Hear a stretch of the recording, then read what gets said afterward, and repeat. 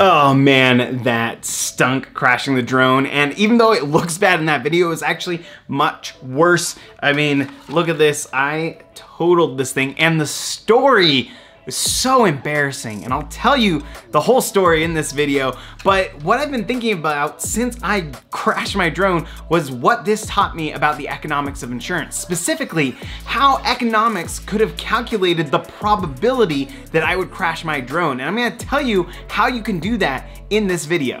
Hi, I'm Craig, and welcome to Market Power, where we look at the power of markets and economics to shape our world. So if you're interested in joining this community of people interested in and excited about economics, go ahead and subscribe. And this is a video where I want to focus on economics in our everyday life. And that is the economics I learned while getting this drone. I wanted a drone. I had this vision that I would go to markets and show you this drone's eye view of these markets and try to travel to other countries. And so I went and got this Mavic Mini. And while I was getting it, I realized there was a really interesting economic principle here. This is before we get to insurance. I'm gonna get to insurance in a second, but let me explain the super interesting economics of the Mavic Mini, and it will help you understand a little bit more about like why students email me at the end of every semester about their grades, or something about YouTube you might not have understood. So generally speaking, the value of a drone increases as the weight increases. That's because that weight is coming from higher quality parts. But there's this really interesting point at which it takes a discrete change, and that's at 250 grams, because drones at 250 grams are now subject to regulation. Those regulations can be costly. You have to register your drone, you have to pay fees, there are restrictions on where you're allowed to fly these things. There are all these things that can decrease the value of that drone. So normally it would be going up, but instead it takes this hit right at 250 grams that decreases the value of that drone. Now the difference between 250 grams and 249 grams really isn't that much in terms of quality of a drone, but in terms of value to the customer, there's a huge difference, because if you can get to 249 grams, you can get a drone that's free of regulation, that's just available to people. Like, that is just a desirable drone, and that creates a lot of value. So there's this incentive to get right past that threshold. Anytime you create a threshold, you create an incentive to beat that threshold. One of your earliest experiences with this principle is in school. 90%, the cutoff between a B+ and an A-. You have an incentive to beat that 90%. You want to put in that effort to get just above that, and you'll do anything if you're right below it to try and get past that threshold, including emailing your professor and just saying, please bump up my grade, even though we hate those emails. YouTube has created a threshold to try and get YouTubers to earn more money. One of the things you can do is put ads in your video. You probably had an ad at the beginning of this video. Well, if this video is 9 minutes and 59 seconds long, I only get that one ad, and I only get a little bit of revenue from this video. But if I can get this video over 10 minutes long, I can put an ad in the middle of the video.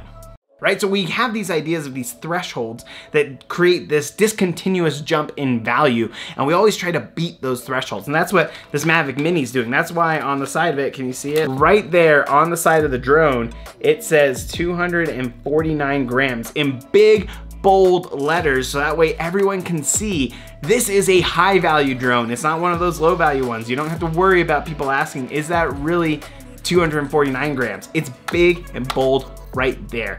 So that was one of the reasons why I wanted to get this, is because it was adding that extra value by dropping below that threshold. But I did not get insurance when I bought this, which is gonna end up playing a pretty big role in the life of this drone.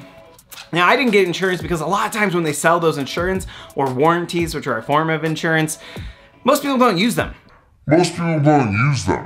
Now, remember, I bought this because I wanted to go travel, and I wanted to show you drone shots of different markets and economies.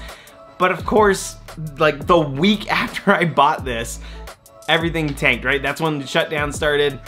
So on the positive side, I got to have a lot of fun flying this around during quarantine. We couldn't go anywhere, but I got to go around and explore the neighborhood from the drone's perspective. So that was fun.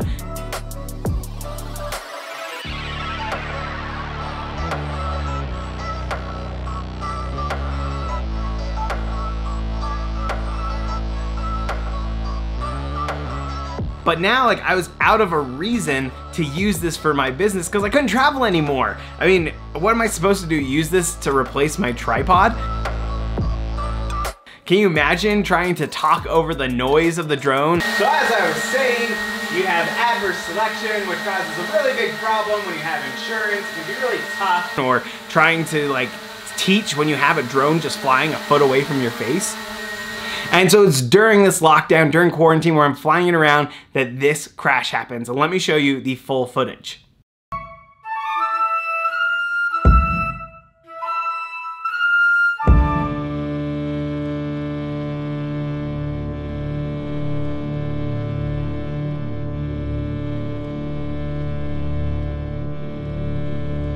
Okay, so it's a little bit embarrassing. Like, I'm not even looking at this drone as it's flying. That's because I'm using a pre-programmed little route thing. Like, it knows how to track an object and then do a pattern around it. And I just thought, oh, that's gonna be really fun to fly. But I didn't consider what the flight path was gonna be and whether it would clear my neighbor's house. It must have been because I was just so focused on economics. I mean, look at my face right here. Like, I'm clearly pondering economics and just how exciting economics is and not thinking about what's happening to my drone. Now, one of the embarrassing parts is I had brand new neighbors. This was the first week they were living in that house. And one of the first days they're there, I crashed my drone into the side of their house and it lands on their roof. I have to knock on the door and say, hey, you know, like, this is a great introduction as a neighbor. Let me go take my drone off of your roof. So I had to set up my ladder, and it was just good times, good fun. Great way to introduce yourself to a neighbor, crash a drone into their house. So even though I totaled this, I still wanted a drone. I thought it would still be valuable for this channel. And so, you know, ignore sunk costs. Even though I paid for that, I'm gonna go for it. I'm gonna keep getting a drone. And I decided to get a more sturdy drone, one that had a few more sensors. It was right when the Mavic Air 2 had been announced, so that's the one I decided to get. And then I got to the insurance option, and it was asked if I wanted to buy the insurance. And judging from my experience, I was like, yeah, I probably should get that insurance. But then I realized that I could actually calculate the probability of crashing based off of this insurance. If insurance is actuarially fair, that insurance premium is going to be the probability that you crash times the value of that thing. And we know what the insurance premium is, and we know what the value of that thing is. So that means that we can pretty quickly calculate this. But let me take you through intuitively how we're calculating this. This is an $800 drone, and insurance costs about $80. It's about 10%. Now, let's just imagine that 100 people buy this drone and they all buy insurance. That means that there's $8,000 available in this pot of insurance that DJI can use to cover anybody who crashes their drone.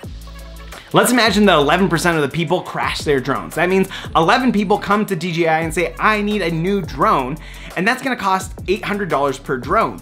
That's $8,800 to cover all 11 claims. But the insurance pot only has $8,000 in it. There's not enough money in the pot to cover those claims. So it can't be that 11% or more of people crash their drones. The most it can be is 10%. There's this limit because anything above 10%, DJI does not have the money to cover the claims. Now, 10% seems pretty high when you think about it. Like, I don't see common reports of people crashing their drones, but you have to also take into account the fact that people are only buying this insurance if they think they're going to crash. I didn't buy insurance the first time. Now I buy insurance. This is called adverse selection, when people buy insurance because they're at higher risk, and people who don't buy the insurance are at lower risk, and so that pushes up the cost of the insurance. And that's what I did. Like, I'm pushing up the cost of insurance for people. That's why the probability of crashing if you buy insurance is around 10%, because people like me buy insurance because they're at higher risk. And it's not just people like me. My brother brought a drone just a few weeks after me, and within 24 hours, he crashed it.